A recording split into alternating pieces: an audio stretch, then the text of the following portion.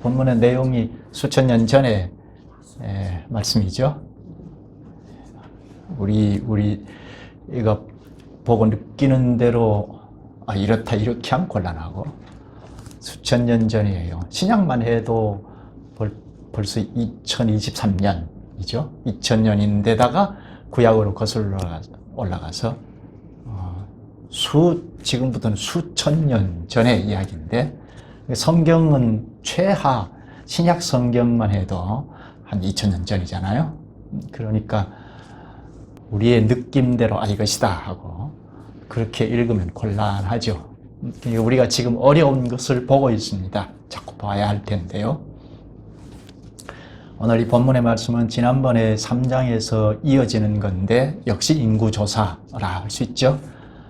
지난번에는 군대를 모집하기 위하여 인구조사하는 것이다. 특히 좀 강조해서 본 것이 뭐죠? 이스라엘 장자들을 대신해서 레위인들이 성소에서 직무를 수행하는 것, 이 점을 보았죠.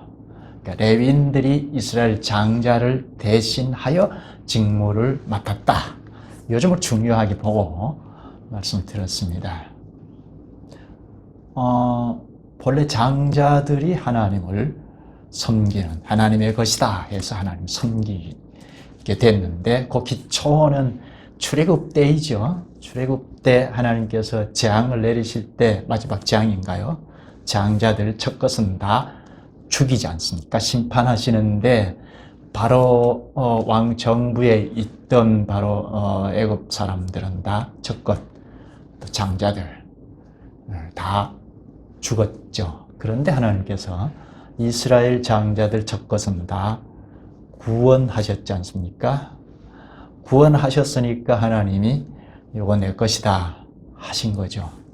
구원된 백성은 다 하나님의 백성이고 하나님의 것이잖아요. 오늘로 말하면 예수 그리스도를 믿고 그리스도와 연합이 되니까 그리스도의 지체이다, 그리스도의 수족이다. 이건 내 개체, 개인이 아니다. 개인주의로 가는 것은 옳지 않다. 그렇게 믿듯이 당시 방식으로 하나님께서 구출하신 이스라엘 자손들이 다 하나님의 것이다, 하나님의 백성이다 인데, 당시 방식으로 장자들을 대표해서 살리시고, 그 장자들 살리시면서 이스라엘 자손들을 다 구출해 내셨지 않습니까? 그런데 장자들을 대표로 심판하지 않으시고 살리시고, 장자들을 내 것이다 하셨죠. 하나님의 것이 되어서 마치 오늘 우리가 그리스도의 수족으로 주님을 섬기고 수족 노릇하듯이, 장자들이 당시 방식으로 성소에서 풀타임하는, 전심전력해서 하나님을 섬기는 직책을 맡았다. 이 점을 지난번 시간에 중점적으로 보았는데요. 오늘은 좀 더 세밀하게 말씀하시는 말씀을 듣겠습니다. 좀 더 세밀하게 레위 지파들의 직책인데, 레위의 아들이 세 명이죠. 게르손, 고핫, 무라리. 이 세 아들로 이어진 후손들의 직분을 아주 구체적으로 자세하게 가르치고 있습니다. 어쩜 이렇게 자세하게 가르칠까 할 정도로 자세하게 분담시켜서 직책을 행하도록 하셨습니다. 자세하게 가르치는 내용이 어디에 집중되어 있죠? 하나님께서 어디에 집중하라 하시죠? 다 성막에 집중되어 있죠? 성막과 관련해서 이런 일 하라, 저런 일 하라.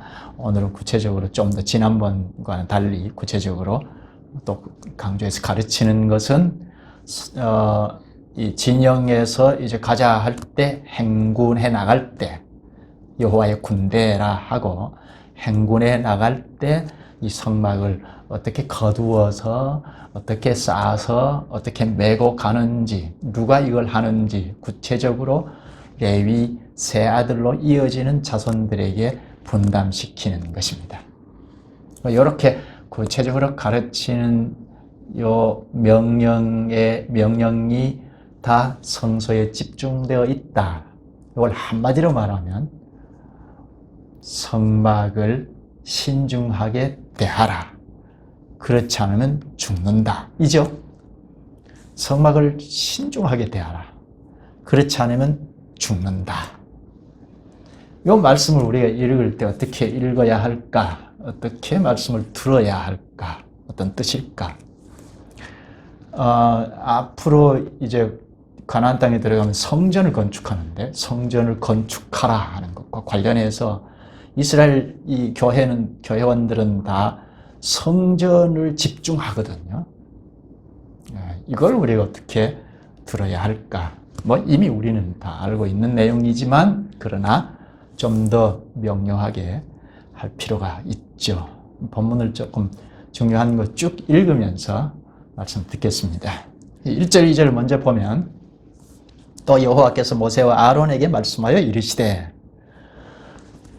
레위 자손 중에서 고핫 자손을 그들의 종족과 조상의 가문에 따라 집계할지니 집계하라, 조사하라, 인구 수를 조사해서 집계하라 하시죠. 먼저 고핫 자손에게 집계하라 합니다. 고핫은 원래 레위의 둘째 아들이잖아요. 첫째 아들이 게르손인데 첫째 아들 자손들부터 하지 않고 고핫 둘째 아들 자손들에게 먼저 요렇게 조사하라. 그렇게 가르치시거든요. 근데 이것은 고핫 자손이 맡을 일, 아마 고핫 자손이 맡는데 적합한 일이겠다. 그래서 이제 성소 안의 기물들을 다 맡도록 하셨어요. 여기 레위 자손 2절에 보면 레위 자손 요건 지파를 말하고 고핫 자손 요거는 지파보다는 좀 작은 씨족 단위, 또 그들의 종족과 조상의 가문에 따라 집계할지 여기 종족 요거는 씨족보다는 좀 더 작은 단위, 또 가문 요거는 가족, 가까운 가족, 친인척 이렇게 볼 수가 있겠습니다. 그러면 지파, 씨족, 종족, 가족 이렇게 내려가죠. 이렇게 지파별로, 씨족별로, 종족별로, 가족별로 계수하라, 인구조사하라. 그것은 고핫 자손들, 자손들 전체에게 구체적으로 일을 분담시키기 위함이죠. 그 다음 볼까요? 4절을 보십시다. 16절까지 고핫 가문의 직임을 분담시키는 것을 말씀하는데요. 4절을 보면 고핫 자손이 회막 안의 지성물에 대하여 할 일은 이러하니라. 고핫 자손에게 지성물에 대하여, 회막 안의 지성물이 뭐죠? 거룩하다는 낱말의 뜻인데 성막 안에 있는 기물입니다. 성막 안에 있는, 여기 성막 안에는 무엇이 있죠? 성막 안에는 지성소에는 언약궤가 있죠. 법궤. 그리고 성소방에는 향단이 있고 떡상이 있고 또 등대가 있죠. 여기 떡상, 등대, 분향단, 또 지성소에 있는 언약궤, 또 성막들에는 번제단이 있죠. 또 요것과 요게 딸려 있는 부속품들, 요게 지성물이라고 할 수 있죠. 이런 성물들을 제사장들만 만질 수 있는데요. 고핫 자손은 제사장들처럼 만지거나 보거나 이렇게 하면 안 되고, 고핫 자손은 제사장들이 이렇게 다 덮어서 포장을 잘 해놓으면 운반할 때 메고 가는 걸 맡았습니다. 15절을 보면요. 15절을 한번 보십시다. 진영을 떠날 때에 아론과 그의 아들들이 성소와 성소의 모든 기구 덮는 일을 마치거든 고핫 자손들이 와서 맬 것이니라. 그러나 성물은 만지지 말라. 그들이 죽으리라. 회막 물건 중에서 이것들은 고핫 자손이 매릴 것이며 제사장들이 먼저 앞서서 요 성물들을 다 덮으면 포장하면 고핫 자손들이 와서 메고 간다 하는 겁니다. 행군할 때를 말하죠. 행군할 때 고핫 자손들이 요 성물들, 그러니까 지성소, 성소 방에 있는 것, 번제단, 거기에 딸린 부속물들 다 고핫 자손들이 맡았다 하는 겁니다.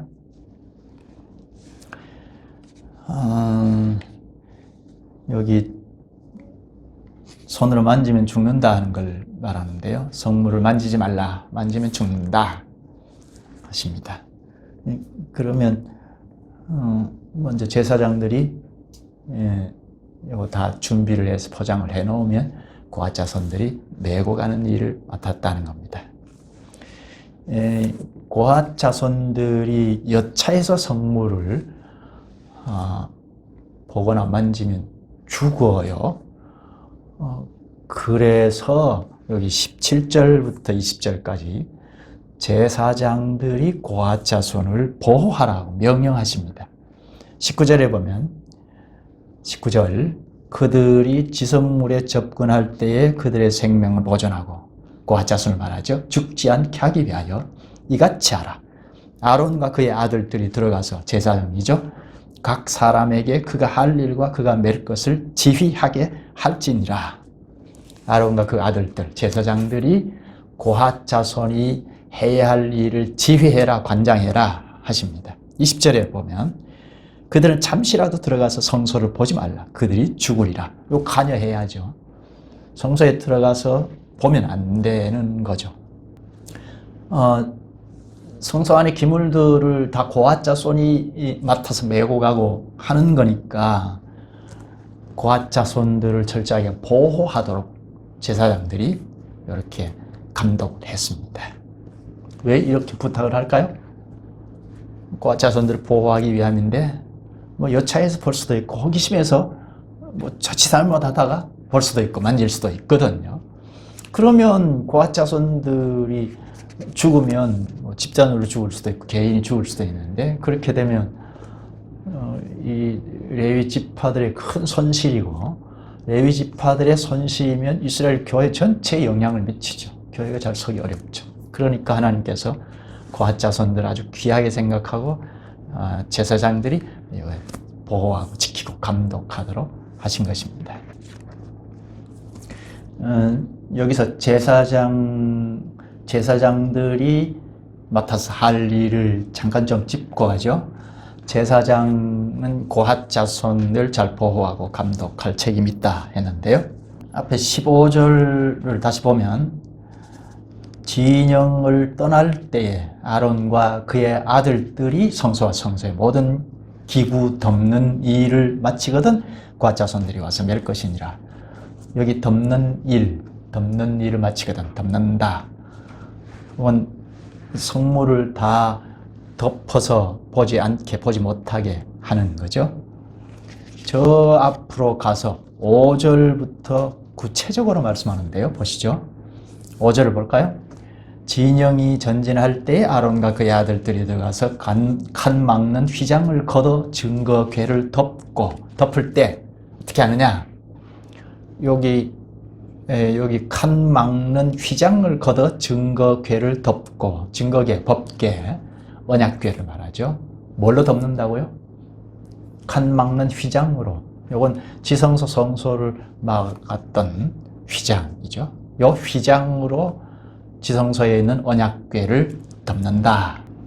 6절을 볼까요?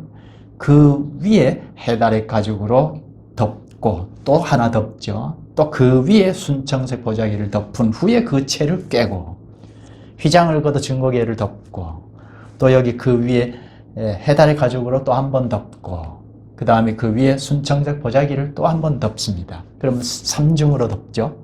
그리고 채를 꿰라 하죠. 채를 꿰는 것은 메고 가기 쉽도록 하는 거죠.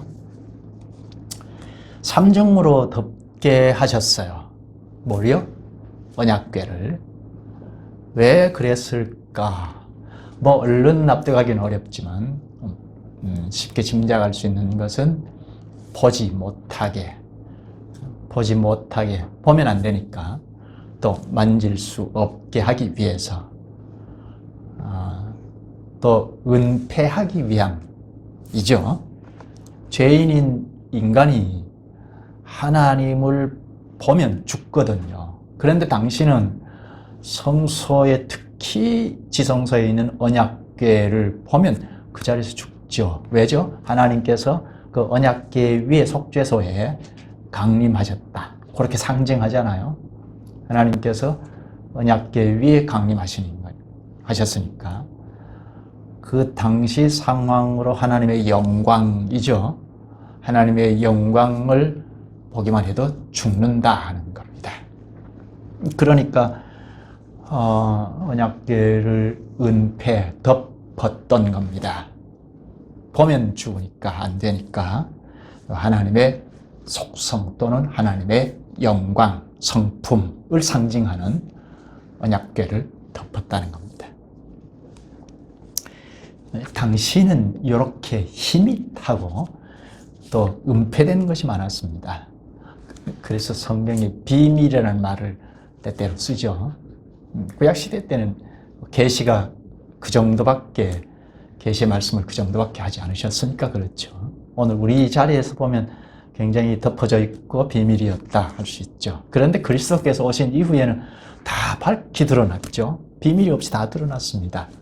근데 지금도 비밀이다 하는 데가 있어요. 비밀이라는 걸 말하고 자꾸 강조하고, 신비주의자도 아니고 그렇게 강조하는 자들이 있는데 거기 속지 마시기 바랍니다. 성경에 다 밝히 계시해서 기록 남겨두셨거든요. 그런데 이것도 우리가 하나님을 더 이상 알 필요 없이 다 알아버렸다, 그렇게 되기는 어렵죠. 장차 예수님께서 다시 오실 때는 더 밝히 우리가 다 드러나는 것을 알 수 있겠습니다. 구약 당시에는 좀 부분적으로 그때 사람들이 알아들을 정도로 말씀하시고 계시하셨고, 근데 예수 그리스도께서 오신 이후에는 완전히 다 밝히셨다. 계시된 말씀을 기록까지 하셔서 성경에 돌아가서 보면 모르는 것이 없이 다 알 수 있다. 우리가 지상에서 알 수 있는 건 다 알 수 있다 하는 겁니다. 그때 주님이 다시 오실 때는 이보다 더 밝은 시대가 도래할 거라 하는 겁니다. 우리는 성경에 계시된 그 한도 내에서 알 수밖에 없죠. 그러나 예수님 다시 오실 때는 훨씬 밝히 알 수 있겠다 싶습니다. 이렇게 언약궤를 삼중으로 덮고, 그리고 7절을 볼까요? 진설병의 상에 청색 보자기를 펴고 대접들과 숟가락들과 주발들과 붓는 잔들을 그 위에 두고, 또 항상 진설하는 떡을 그 위에 두고, 진설병 상, 떡상이죠. 떡상에 청색 보자기를 펴고, 아마 이 떡상, 진설병 상은 언약궤처럼 삼중으로 덮지 않았을까. 그리고 그 나머지는 다 이중으로 덮었습니다. 그리고 8절 끝에 보면 그 채를 꿰고 하는데, 요거는 언약궤와 같이 채를 꿰서 메고 가기 쉽게 해 둔 겁니다. 이 같은 방식, 언약궤도 여기 진설병 상이나 그 나머지 기구들을 다 채를 꿰서 메고 갈 수 있도록 한 것처럼 등대, 등잔, 불집게 같은 것도 다 덮어서 메고 갈 수 있도록 채를 꿰었습니다. 이렇게 성소 안에 있는 것, 성소 예배에 직접 쓰이는 것, 요걸 포장을 하는 것, 요게 제사장들이 할 일이다. 이렇게 포장을 다 해놓으면 고핫 자손들이 요걸 메고 가도록, 관리하고 메고 가도록 하셨다는 겁니다. 레위의 둘째 아들 고핫, 그 자손들이 성소 안에 있는 성물을 다 메고 간다 하는 것.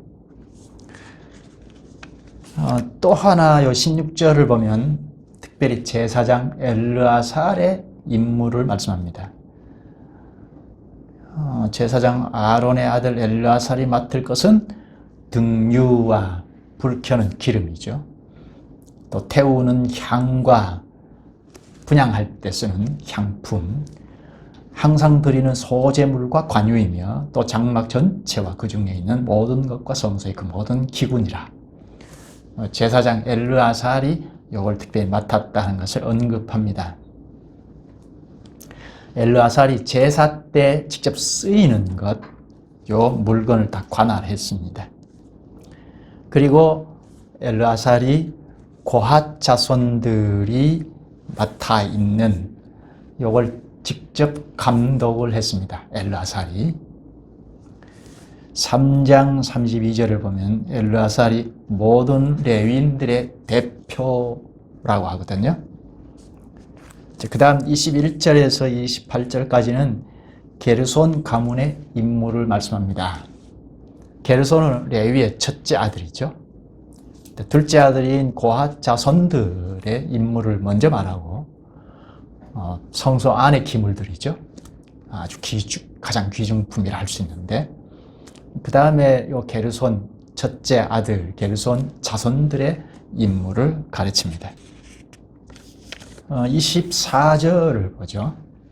게르손 종족의 할 일과 맬 것은 이러하니 25절에 곧 그들이 성막의 휘장들과 회막과 그 덮개와 그 위에 해달의 가죽 덮개와 회막 휘장 문을 매며 게르손 자손의 임무를 말하죠. 간단히 말하면 앞에 고핫 자손들이 맡아 있던 것 외에 고핫 자손들이 메고 가는 것 외에는 다 부속품을 게르손 자손이 맡았다 하는 겁니다. 그러니까 성막의 부속물을 운반하는 겁니다. 이 부속물은 걷는 것도 게르손 자손들이 합니다. 포장하는 것도 게르손 자손들이 합니다. 이거는 봐도 괜찮죠? 만져도 안 죽습니다. 성막 안에 있는 기물들과 다릅니다. 성막을 둘러싸고 있는 휘장들 같은 거니까 직접 볼 수 있고 만질 수 있기 때문에 게르손 자손들이 거두어서 옮기고 했습니다. 26절을 보면 뜰의 휘장과 성막과 제단 사방에 있는 뜰의 휘장 문과 그 줄들과 그것에 사용하는 모든 기구를 매며 이 모든 것을 이렇게 맡아 처리할 것이라. 이게 고핫 자손들이 하는 겁니다. 아니 게르손 자손들이 하는 겁니다. 28절을 보면 게르손 자손의 이 일을 감독할 사람은 이다말이라 합니다. 이다말도 제사장이죠. 아론의 아들이죠. 출애굽기 38장 21절에 보면 성막 건축할 때 필요한 건축 재료, 비용을 계산한 적이 있습니다. 누가요? 아론의 아들 이다말이. 그러니까 건축 비용을 계산하는 일을 맡았으니까 이 건축물, 성막의 건축물에 대해서 아주 잘 알았을 겁니다. 성막의 구조물을 환하게 알았을 겁니다. 그래서 이 구조물을, 성막의 구조물을 이다말이 감독하도록 했습니다. 게르손 자손들이 취급하고 있는 구조물들을 이다말이 감독하게 했고, 그리고 무라리 자손까지 감독하게 했습니다. 말 자체가 어려워서 왔다 갔다 하는 것 같기도 하죠. 어렵죠? 네. 아론의 아들들이 제사장이니까 엘라살하고 이다말, 나답과 아비후는 이미 죽었고 엘라살하고 이다말 지금 얘기하고 있고, 그 다음에 실무진에서는 고하 레위의 세 아들로 이어지는 후손들에게 지금 일을 맡기고 있다는 걸 얘기하죠. 고핫을 먼저, 고핫 자손들에게 먼저 일을 맡긴 것 얘기했고, 그 다음에 게르손 자손들에게 맡긴 일을 이야기했고, 그 다음에 남은 자손들이 무라리 자손들. 29절에서 33절까지 무라리 자손들, 가문의 임무를 말씀하십니다. 무라리는 레위의 셋째 아들인데 그 자손들, 후손들이 맡을 임무를 말하는데 31절을 볼까요? 그들이 직무를 따라 회막에서 할 일, 곧 그 맬 것은 이러하니 곧 장막의 널판들과 그 띠들과 그 기둥들과 그 받침들과 성막 본체의 널판들, 띠들, 기둥들, 받침들, 이게 다 성막의 기초를 이루는 거죠. 성막 골격을 이루는 거죠. 이런 골격을 이루는 부품들을 무라리 자손들이 매곡하게 하셨다. 또 계속해서 보면 32절에 뜰을 둘레의 기둥들과 그 받침들과 그 말뚝들과 그 줄들과 그 모든 기구들과 그것에 쓰는 모든 것이니라. 것이라 너희는 그들이 맡아 맬 모든 기구의 품목을 지정하라. 모든 기구의 품목을 지정하라. 이거는 하나도 빠짐없이 다 세워서 운반할 걸 맡기라 하는 겁니다. 여기에 무라리 자손들이 맡았다. 이렇게 각자가 맡을 것을 아주 소상하게 지정해서 맡기신 것을 볼 수 있죠. 하나님이 직접 이렇게 진두지휘해서 말씀하시는 거잖아요. 어느 것 하나도 빠뜨리지 않고 또 흐트러짐이 없이 임무를 완수하도록 명령하십니다. 크게 보면 성막 내부는 고핫 자손들에게 맡겼고 성막 외부의 것은 게르손 자손들에게 맡겼고 그리고 나머지 부속품들은 무라리 자손에게 맡기셨다. 성막의 본체의 기초적인 부품들을 무라리 자손이 맡았다 하는 겁니다. 그러니까 다 중요한 것을 맡았죠. 여기 기초 부품 하나도 구체적으로 상세하게 다 명령하십니다. 하나님께서 대충 하시는 법이 없죠? 대충 하시는 법이 없어요. 이렇게 어떻게 꼼꼼하게 말씀하실 수 있을까 할 정도입니다. 물론 우리가 이렇게 알고 있는 것처럼 당시 눈높이에 맞춰서 알기 쉽게 하셨다. 그건 틀림없죠. 여기서 또 하나 우리가 볼 건 레위인들이 직무를 수행할 때 연령입니다. 몇 세부터 할 수 있느냐? 여기 3절을 보면요. 그 30세 이상으로 50세까지 회막의 일을 하기 위하여 그 역사에 참가할 만한 모든 자를 계수하라. 30세 이상으로 50세까지. 이게 고핫 자손들에게 말씀하신 건데요. 게르손 자손에게도 똑같이 얘기하고 무라리 자손들에게도 똑같이 얘기합니다. 30세부터 50세까지. 레위 지파들이 장자를 대신한다는 거 지난 시간에 생각했지 않습니까? 장자를 대신하는 이 인구 조사는 30세부터였나요? 아니죠? 1개월부터 였죠. 1개월부터 출생한 지 1개월부터는 장자를 대신할 수 있다 해서 레위 지파들 인구 조사를 할 때 1개월부터 인구 조사를 했는데 직무를 수행할 때는 30세부터 50세까지 이렇게 잘라 놓았어요. 이거는 여호와의 군대를 모집할 때는 20세부터라고 했잖아요. 근데 10살이 더 높아요. 왜 그랬을까? 잘 모르겠어요. 근데 짐작을 하는 건데 20세는 혈기왕성하고 일할 수 있잖아요. 그런데 좀 무르익었을 때 맡겼지 않았을까 짐작해 봅니다. 20세 물론 이 성막에서 일하는 것이 군인으로 감당하는 건 못지않게 힘든 일이죠. 제사와 관련해서는 매우 힘든 일입니다. 그리고 지금 보았듯이 이 성구를 싸서 메고 가는 것, 이것도 쉬운 일이 아닙니다. 성막의 기물들이 다 무거운데요. 성막의 기구들이 가벼운 게 없죠. 다 무거워요. 금, 은, 동 이런 걸로 다 만들었으니까 무거운데 그걸 메고 가는 것도 쉽지 않고, 그리고 성막 설치하는 것, 관리하는 것, 또 제사 행위를 할 때 이거 다 쉬운 일이 아닌데, 그래서 20세부터 할 만하겠다 싶은데 힘을 쓰는 거라면, 근데 30세부터라고 했어요. 이건 좀 경륜이 필요하겠다 하지 않았나. 여기 성막 봉사는 여차하면 실수하고 실수하면 죽으니까, 그러니까 좀 경력이 붙어야 옳겠다 하지 않았을까, 뭐 짐작해 보는 겁니다. 이스라엘 국가가 제대로 딱 섰을 때가 다윗 왕국 시대였죠. 다윗도 보면 30세에 왕직에 나아갔어요. 그 전부터 나갈 수 있었는데 그렇지 않고 30세부터 왕직에 나아갔어요.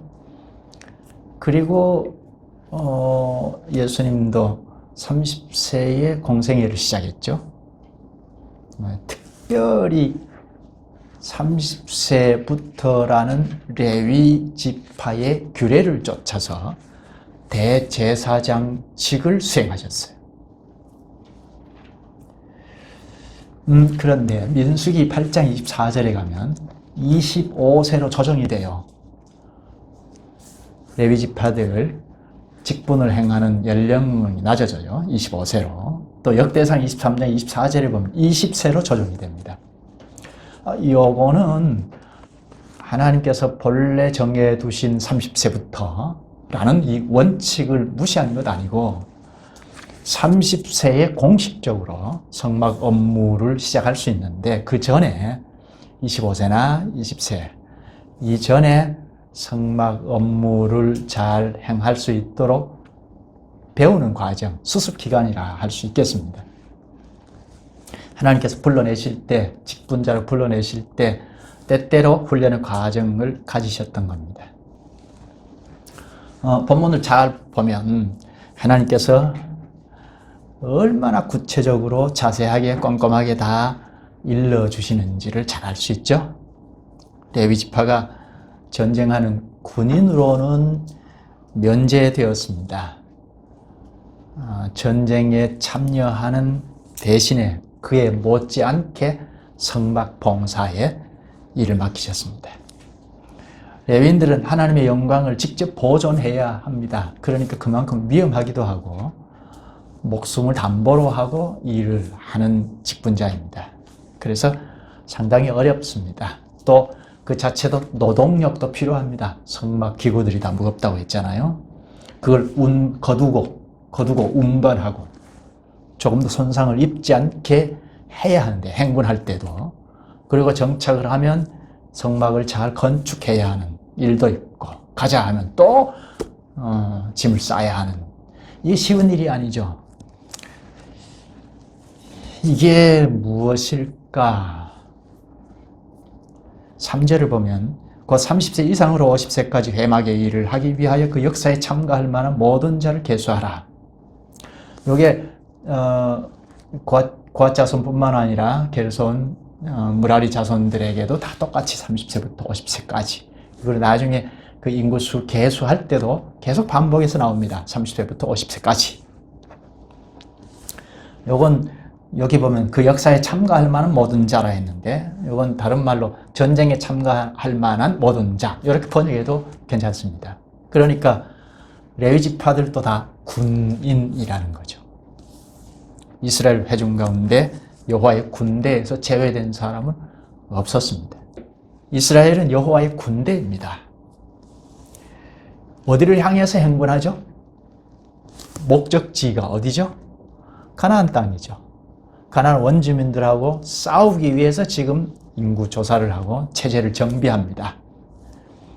그런데 가나안 땅을 향해서 행군할 때도 성막을 중심하죠.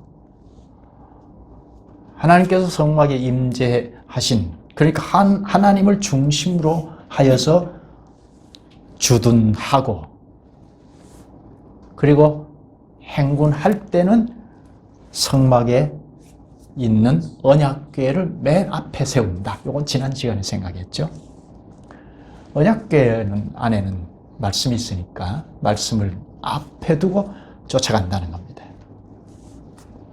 세상 군대와 전혀 다르죠. 전쟁하러 가는데 성막을 메고 가고, 성막을 보호하면서 가고, 전쟁하러 가는데 각자 임무를 성막을 어떻게 짊어지고 가고, 그 성막과 관련되어 있는 임무를 충실하게 하면서 갑니다. 이게 무슨 군대입니까? 일반 군인과 전혀 다르죠. 질서 있게 자기 맡은 임무를 충실히 하면서 행군합니다. 성막을 거두어서 덮고 가리고 또 채를 깨서 메고 갑니다. 손대면 죽습니다. 이게 여호와의 군대입니다.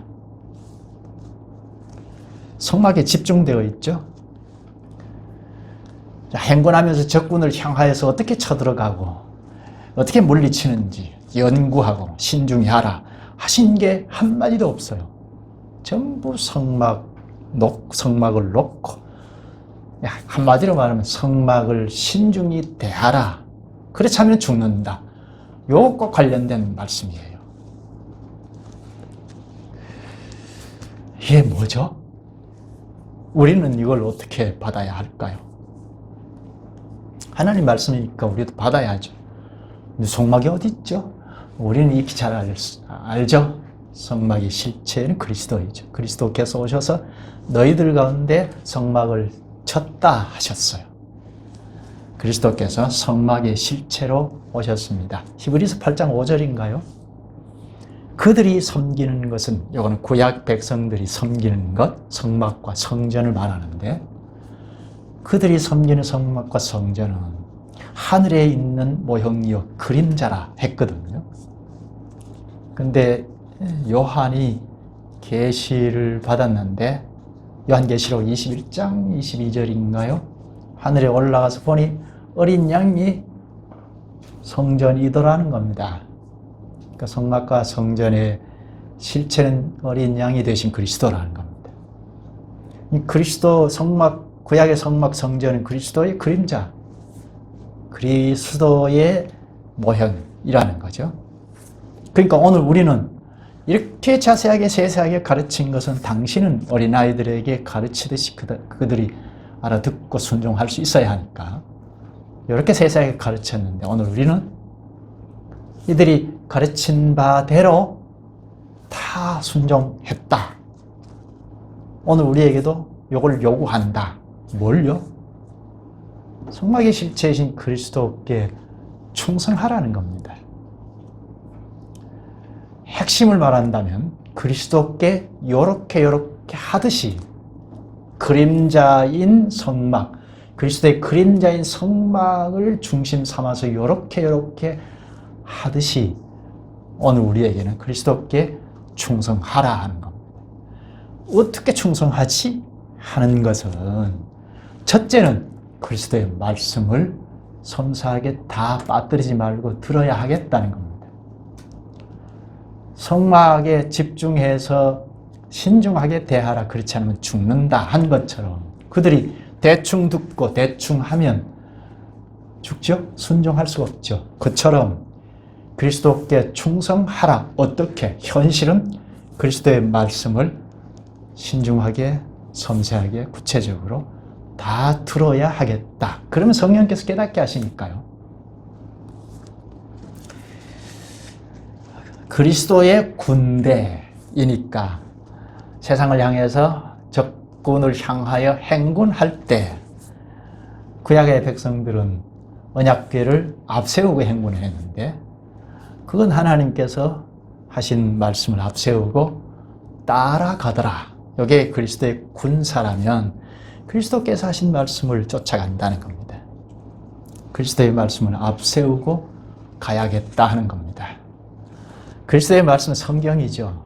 성경 말씀을 우리가 창яб에서 잘 배워서 성경에 좀 좀 서툴지 않아야겠다. 성경에 친숙해야겠다. 이게 이제 그리스도를 앞세우고 그리스도의 말씀을 앞세우고 가는 거죠. 막연하지 않아야겠다.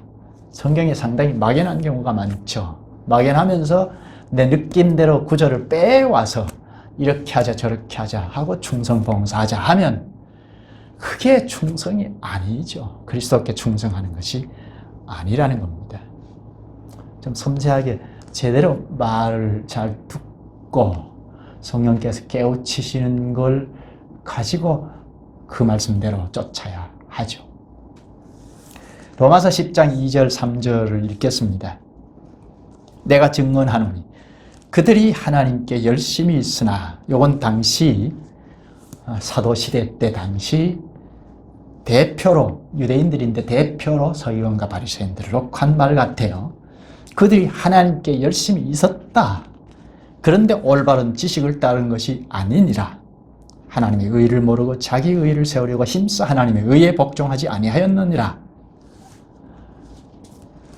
그들이 말씀을 쫓았다는 겁니다. 말씀을 가지고 하나님께 열심을 다했습니다. 그런데 올바른 지식을 따른 것은 아니었다. 말씀을 따랐지만 말씀의 뜻을 모르고 자기 열심을 다했다는 거죠. 오늘날도 이럴 수 있습니다. 성경 말씀 강조하지만 말씀이 하나씩 명료하게 깨달아서 그 깨달은 바대로 따라야 말씀대로 따르는 것이죠. 그렇지 않으면 막연하면 어설프면 자기 의의를 열심히 내는 열심이겠다. 여기까지입니다. 자비하신 주님께서 구약 당시 여호와의 군대로 세우신 교회원들에게 각양 은사와 직임을 따라 하나님을 섬기는 직분을 다 맡기신 것을 저희도 보게 하시옵나이다. 성막에 집중하여 신중하게 대하라는 그 말씀의 핵심인 것을 저희가 깨닫도록 하시오니 감사옵나이다. 성막을 신중히 대하면서 죄악이 관영한 가나안을 향하여 행군해 나가게 하신 것처럼 오늘 저희가 그리스도께 충성하면서 성막의 실체이신 그리스도께 충성하면서 죄 많은 세상을 향하게 하신 것을 깨닫사옵나이다. 그러기 위하여 첫째가 그리스도께서 하시는 말씀을 경청하고 알아야겠사옵나이다. 그리스도의 말씀을 알아듣지 못하면 결국 내 힘대로 살 수밖에 없사오니 주님 성령께서 늘 밝히 조명하사 말씀을 잘 깨우쳐 주시옵소서. 깨우쳐 주신 말씀을 앞세우면서 당당히 행군해 나갈 수 있게 하시옵소서. 예수님 이름으로 기도하옵나이다. 아멘.